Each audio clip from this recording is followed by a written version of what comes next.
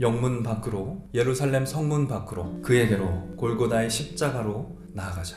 우리는 설교자의 이 선포를 듣고 두 가지 점에서 당황할 수 있습니다. 첫 번째는 히브리서의 설교자는 고난으로 힘들어하고 있는 교회에게 고난을 피할 수 있는 방법이나 고난 중에도 안정적으로 사는 법이나 핍박 중에도 성공하는 법, 이런 극복의 비결을 가르쳐주는 것이 아니라 예수님이 고난받아 죽으신 곳으로 나아가라, 십자가로 나아가라 라고 말하고 있는 것입니다. 이미 고난받고 힘들다는데 십자가라니요. 우리는 여기서 어떤 위로를 찾을 수 있겠습니까? 이런 당황스러움과 의문이 들 수 있을 것입니다. 둘째로, 도대체 그럼 영문 밖으로 나가는 게 어떻게 가능할 것인가? 어떻게 본성을 거슬러서 내가 죽어야 하는, 나를 부인해야 하는 십자가를 향해서 자발적으로 나아갈 수 있는 것인가? 과연 가능한 것을 명령하고 있는 것인가? 이런 의문을 가질 수밖에 없는 것입니다. 사랑하는 성도 여러분, 너무 감사하게도 성령님께서 오늘 말씀 곳곳에 이 모든 질문에 대한 답을 주고 계십니다. 설교자의 선포를 믿음으로 들으시고 여러분의 삶의 개혁으로 응답하게 되시기를 간절히 바랍니다. 먼저 말씀의 의미를 살펴보도록 하겠습니다. 영문 밖으로 그에게 나아가라.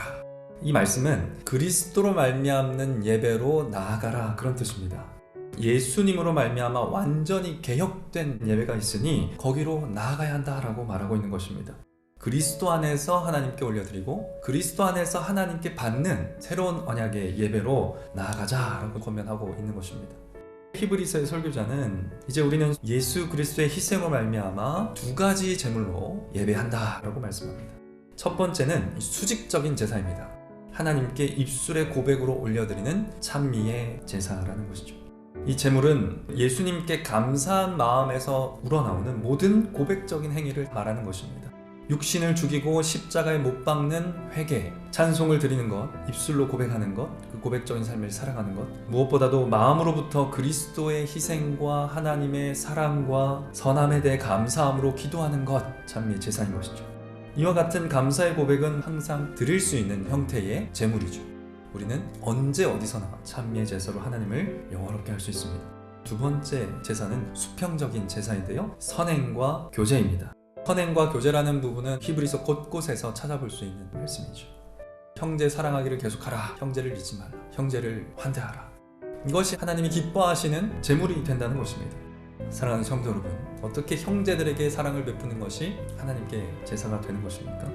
그 이유는 무엇이냐면 그리스도를 근거로 해서 사랑을 베풀고 선행을 행하는 자들은 자기가 그렇게 사랑을 베풀고 선행을 나눌 수 있는 지혜와 능력을 그리스도의 아버지이신 하나님께서 주신 것으로 여기고 감사합니다.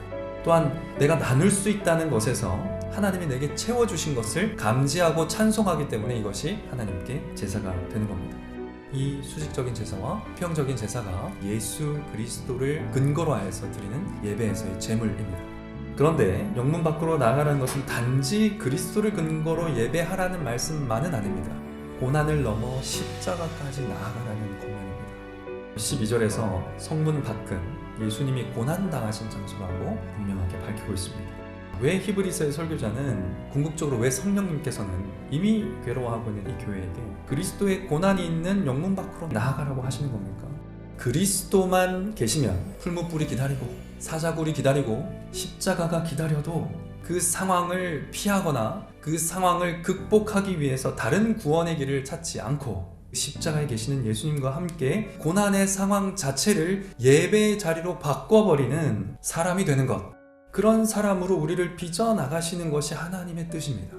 이것이 하나님께서 예배 때마다 일으키고 있는 우리 삶의 개혁이다 라는 사실을 여러분 모두가 기억하면 좋겠습니다. 그러나 우리는 보통 어떻게 합니까? 주어진 상황을 극복하거나 피하거나 없애야 할 사건으로만 보는 것이죠. 그 상황 자체를 예배할 수 있는 상황으로 보지 못하는 겁니다.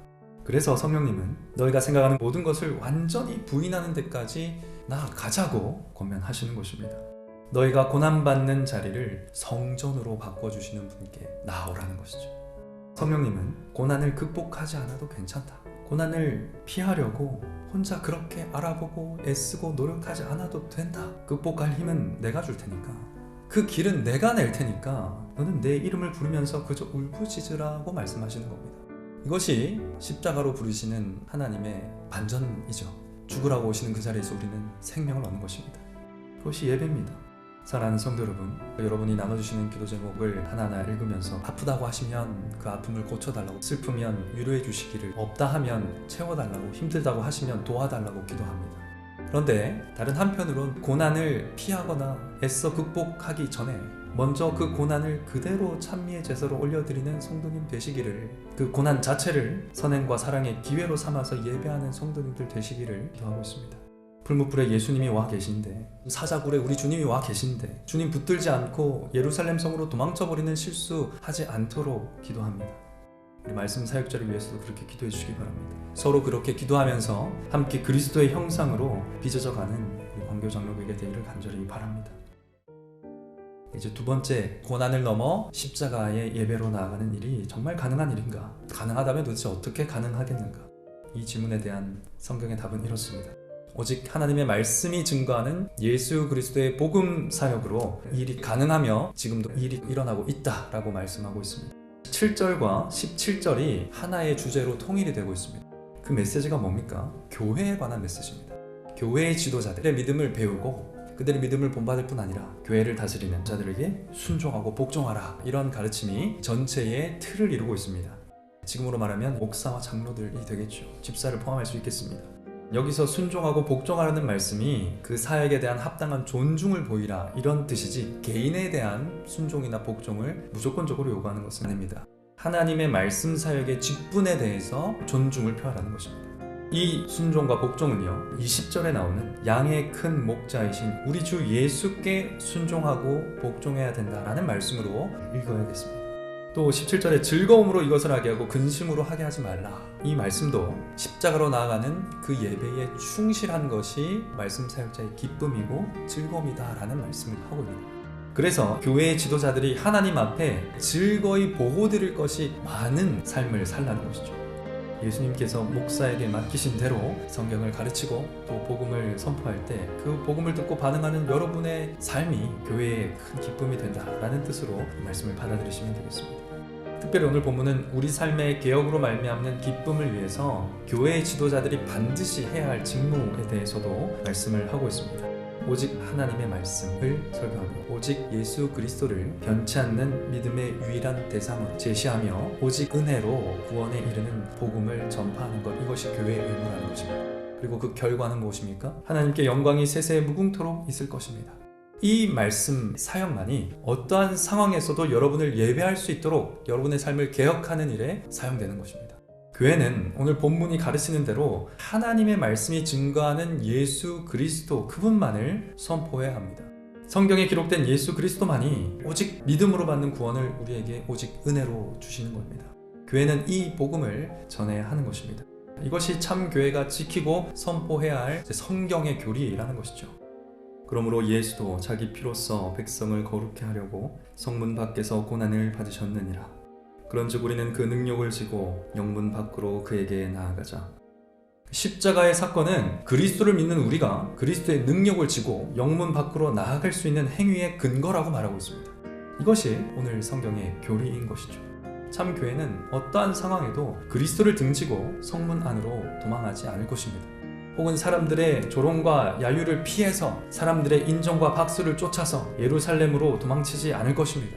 내 모든 삶이 하나님께 찬송의 제사로 드려져야 합니다. 형제와 이웃에게 선행과 교제를 나누면서 수평적인 예배로 나아가야 합니다. 이를 위해서는 반드시 예수 그리스도를 바르게 증거할 교회가 서 있어야 한다는 것입니다. 우리 삶의 개혁은 교회가 하나님의 말씀을 그대로 선포할 때 성령님의 역사하심으로 일어나는 것입니다. 사랑하는 성도 여러분, 교회가 오직 하나님의 말씀을 설교하고 오직 믿음의 내용으로 그리스도만을 제시하고 오직 은혜의 복음에 온 힘을 쏟을 수 있도록 기도해 주시기 바랍니다. 그러한 기도의 교제 가운데 교회는 순수한 복음을 전파하면서 계속해서 저와 여러분의 삶을 개혁해 나가게 될 것입니다. 사랑하는 성도 여러분, 어떠한 상황과 환경 속에서도 찬미의 제사로 하나님을 영화롭게 하는 성도, 또 형제 자매를 선행과 교제함으로 섬기는 성도들이 되시기를 간절히 바랍니다. 이 소망을 굳건하게 해줄 이야기 하나를 하고 마치도록 하겠습니다. 예수님이 영문 밖에서 고난받아서 십자가에 못 박혀 죽으셨습니다. 왜 영문 밖일까요? 이 이유를 생각하는 것이 고난 속에서 예수님을 붙드는 데 도움이 될 거라고 생각합니다. 예루살렘 성 밖 죄인들의 땅에 예수님이 오신 이유는 거기가 우리 자리였기 때문이죠. 거기 죄인인 우리가 있었기 때문입니다. 우리가 문둥병자였고요. 우리가 돌에 맞아 죽어야 할 사람들이었습니다. 그런데 하나님의 아들 예수 그리스도께서 이 죄인들의 땅에 오셔서 우리를 위하여 십자가에 못 박혀 죽으셨습니다. 이것이 성경이 선포하는 구원이요 은혜의 복음입니다. 2000년 전에 십자가에서 못 박히신 예수님이 나를 위해 죽으셨다는 것을 정말로 아는 자들만 고난 중에도 예배할 수 있습니다.